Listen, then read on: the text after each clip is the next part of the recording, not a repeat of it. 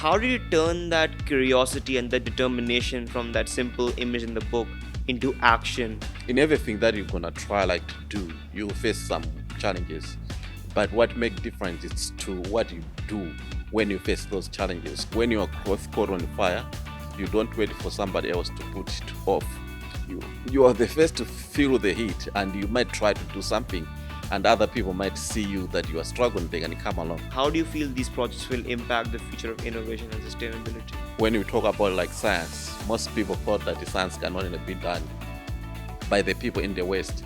But that perspective have changed so fast. You are always limited by the time, so you have to make a choice what you include, what you don't include.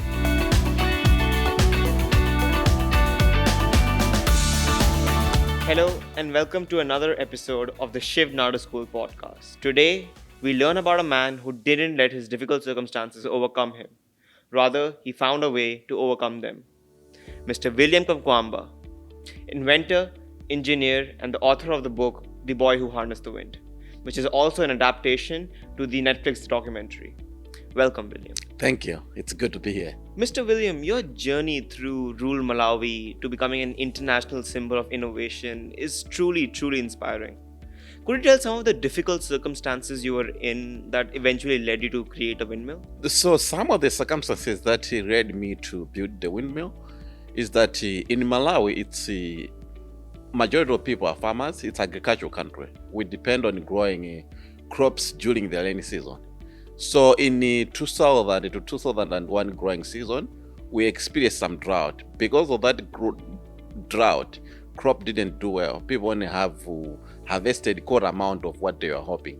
So that meant that they had to live up on that core amount for the entire year until the next harvesting season, which was very difficult. So a lot of people ran out of food, including my family. Was badly affected by the situation. That time, it was the time that I was supposed to start high school, secondary school. So secondary school, you have to pay for it.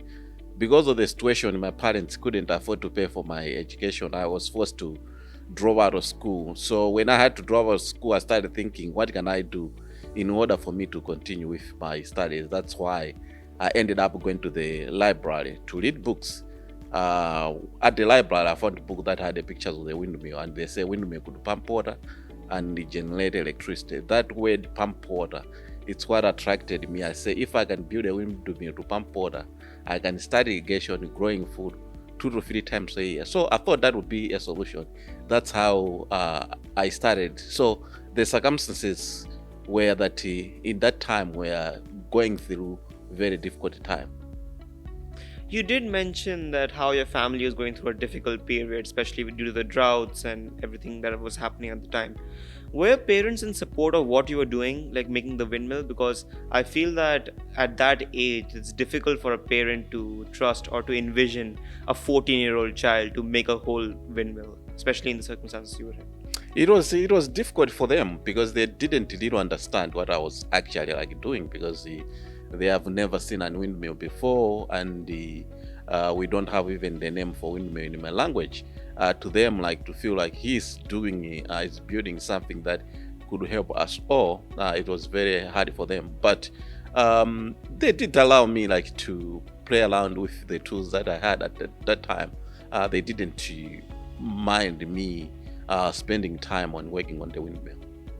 Was there anybody that was helping you with the windmill, maybe a friend or a family member, or is it something that you took up as your own sort of personal project? So at the beginning of the project, I told people what I was doing. A lot of people didn't really believe on me. They didn't see what I was seeing, what I could come up with this windmill.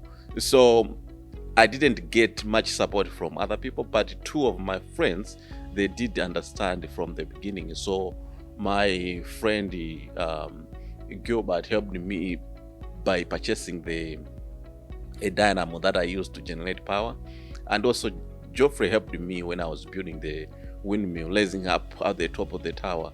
That was the week that I couldn't do it by myself. He was able to help. You did mention earlier that you got the inspiration from an image in a book you saw in a library, right? How did you turn that curiosity and that determination from that simple image in the book into action, and what sort of led you to start experimenting on building your windmill? So when I was growing up, I grew up being a very curious person. Whenever I see something that looks new, I want to understand how does this work. I remember when I was between 4 to 6 years old, I used to ask people, how does the car work? They say you put in fuel, you start the engine, you drive. I'm like, I know that, but how does that turn the engine to learn that you could drive? Nobody could really answer me. So some of the curiosity was when he listened to radio. When I was much younger, I thought that they were like people who sing. And I actually first like destroyed my parents' radio because I was curious to learn and understand, to see who is there, what is happening. So that curiosity, when I saw the picture of the windmill in the book, I told myself, if somebody built this machine somewhere else in the world, I can also be able to do the same thing. So that curiosity plus the curiosity that I had, plus that image that I saw the windmill, I combined it, and I believed that I could do the same. It's incredible how even at a very young age you always had that urge to, how does this work? That question was always lingering in your mind, and I think having the courage to ask or discover the answer to those questions really led in your ability to make a windmill. So my next question to you would be, what were sort of the circumstances and what were the materials that you used to actually create the windmill, provided that you were not living in the best of situations at the time? Securing these resources was a difficult thing. So how did you sort of come across all the resources that you needed to actually make the physical product? Most of the resources and parts that I used for my windmill, I found them at the junkyard. The junkyard was just next to the high school that I just dropped from. Before that was the high school, it used to be a garage. When the company that was operating that garage ran out of business, they donated to the Ministry of Education and they turned it into a school. So there were still parts of tractors, parts of cars that they left them behind. So I was going there, picking up some parts that I needed for my windmill. So some of it I found the tractor fan, shock absorber, using like the PVC pipes. I use those as the blades of my windmill. So that's where I got the parts that I needed for my windmill. It's really interesting. It's actually really inspiring, Mr. Kamkwamba.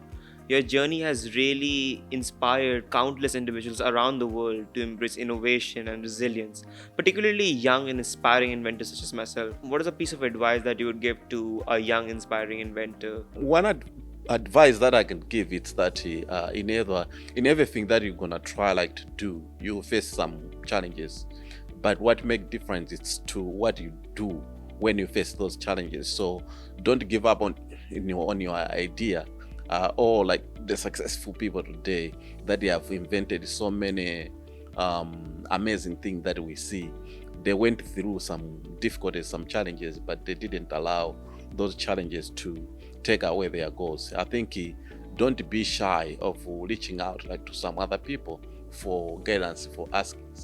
Sometimes we feel shy to ask, but if you ask, somebody might have already think about what you are doing. They might be able to help you along either it's the design. So I would just encourage when you face those challenges, don't give up on your idea, on your goals. Was there anybody who inspired you? We do understand that you had a library to yourself where you sort of read books and sort of taught yourself how to make a windmill. But was there anybody who inspired you? Maybe a parent or a friend or anybody you knew of at the time? For me, I got most of my inspiration from my grandmother. In Malawi, there's this division of labor. There are some way they say this is for men, this is for women. When making bricks, it's very tough job. But my grandmother started doing it by herself. A lot of people were asking her, why are you doing this instead of your husband? Her response really inspired me. She said that when your cloth caught on fire, you don't wait for somebody else to put it off. You are the first to feel the heat, and you might try to do something and other people might see you that you are struggling, they can come along.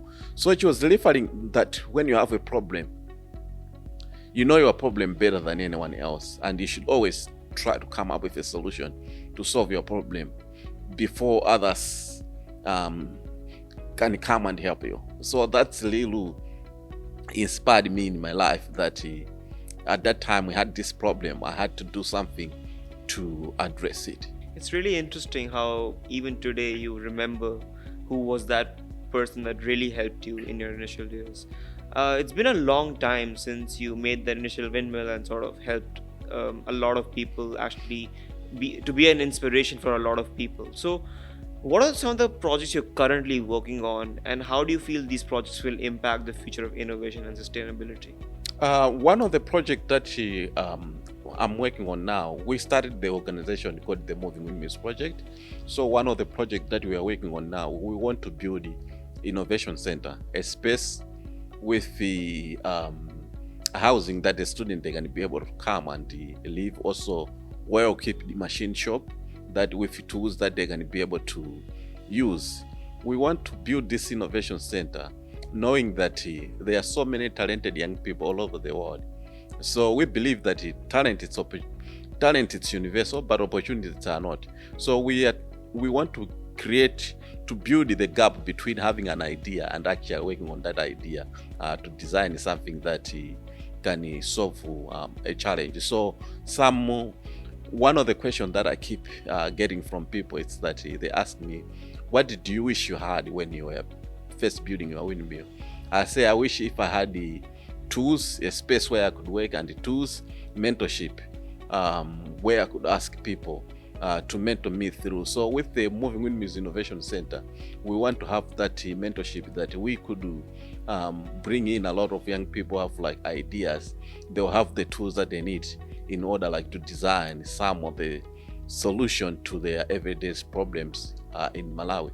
So that's what is taking up most of my time now. It's working on that innovation center. So far, we have managed to get the land where we're gonna build it.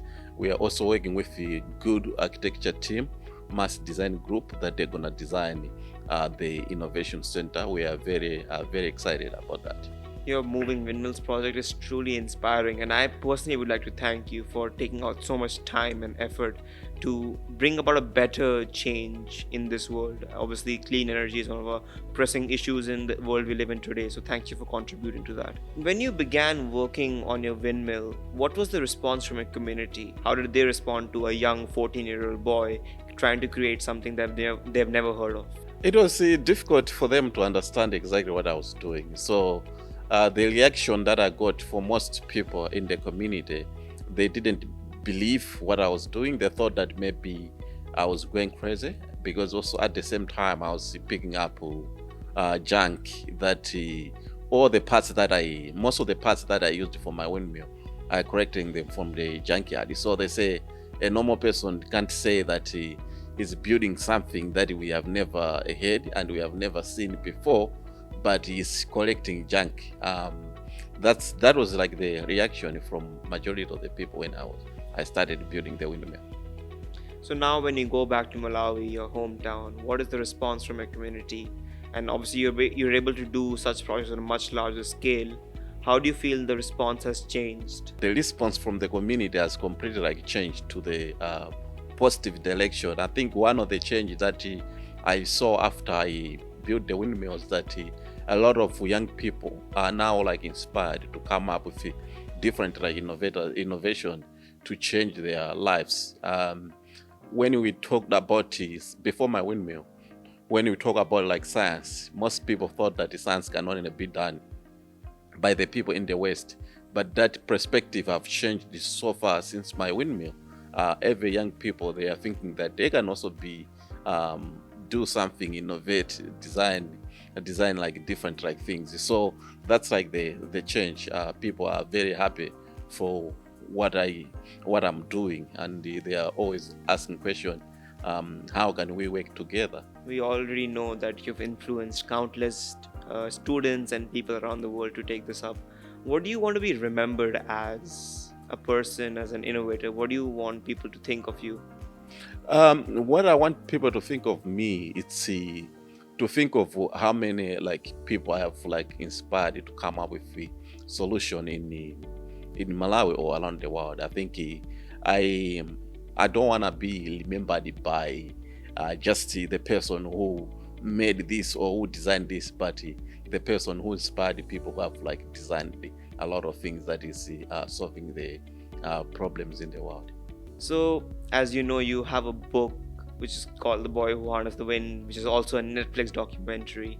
What is one aspect of your life that is not covered in both of those mediums and you would want people to know about you? Wow, there are so many, so many things that I think it's not like covered because you cannot make a movie that is 10 hours.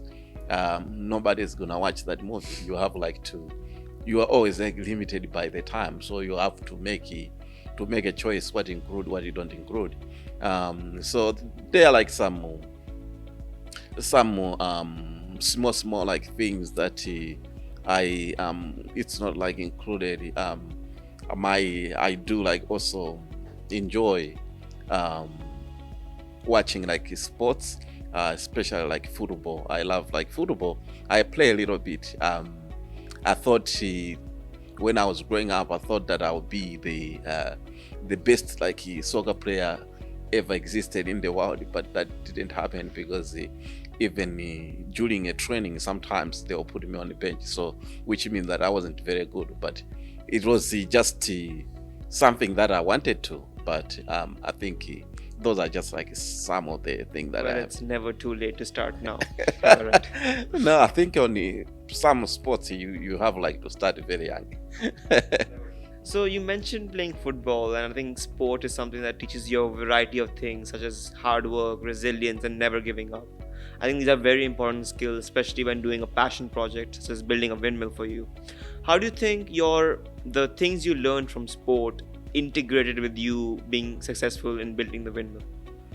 Yeah, I mean, like sometimes when you look at sports, you just think like it's just like a sport, but I think there's a lot of lesson that we learn through like sports, especially team sports. You need to be able to collaborate well with your friends, coordinate, also like discipline. Um, that really helped me like with like the windmill, and also knowing that everything like can be perfect by practicing. So if I made my first like windmill didn't work the way I wanted, try it again, and continuing and working on it, improving it. So that I would say like did like help. Yeah. So you mentioned that due to the financial circumstances you were in at an early age, you had to drop out of school. However, after creating the windmill, you did go study engineering from a very prestigious university.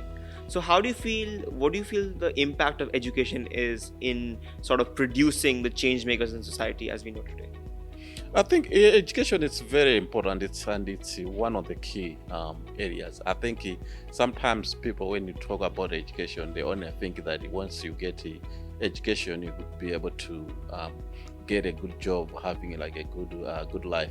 Of course, you can do that, but I think also education helped you to think in a certain way that can help you in many things that you do in your life. So I think for me, when I couldn't go to school, I was very sad because I thought that if I can have education, I can be able to do so many things, so many great things that I could help out with my community. So that's part of the organization that we have. Like it's also um, of course it's not like a formal education that we are giving out degrees or certificate, but people are learning, getting like trained in problem like solving in their own like community. So we want to use that through that education that people can be able like to have. So, what is one aspect of education that you would want to change that would actually suit better for the young inventors of tomorrow? That would really help them s- to get the gears in their mind to start thinking that, what's the next step forward? I think one thing that I could like to see is continuing on um, education that is also like practical education, because there are like some younger people who learn by doing. I think we should also, although like sometimes it's difficult maybe because of the resources, that's why in many schools they don't deal of, but I could love to see actually project-based learning. It's also highly like involved in many of schools when it comes like to designing, like inventing. People have like to also see what they are learning, that they can actually building it and actually make it like something out of it. I think we will need like to, if we can be seeing a lot of that, that would be great. Well, thank you, Mr. William, for sharing your insights and innovation. It's truly been a pleasure to being able to have a conversation with you today. As we wrap up the conversation with Mr. William Kamkwamba, we would like to remind the viewers about the boundless potential student-led initiatives can have. As we end today, let's continue to dare to dream and to keep innovating for the betterment of tomorrow. This is Vansh Bhalla signing off.